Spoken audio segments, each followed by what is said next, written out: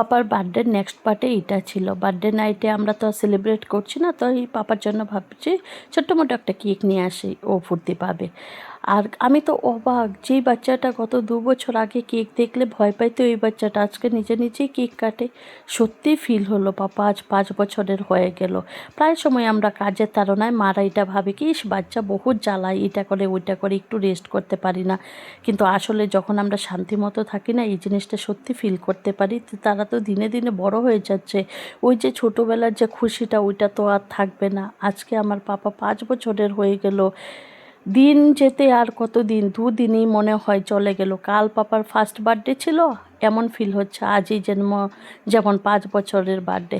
তাই মাঝে মাঝে কাম ঠামস হয়ে মানে একটু বাচ্চার দিকে টাইম স্পেন্ড করতে হয়, নয়তো দিন তো চলে যাবে কিন্তু ওই মুহূর্তগুলো আর থাকবে না যেগুলো ছোট থাকতে থাকে। এখন আমিও ফিল করতেছি এই জিনিসটা, তাই কাম কাজ ডেলিই থাকবে কিন্তু এই সময়গুলো আর থাকবে না।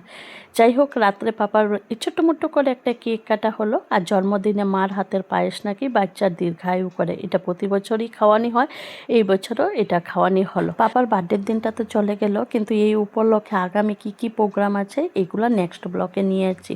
টাটা বাই বাই, আবার দেখা হবে নেক্সট ব্লকে, বাই।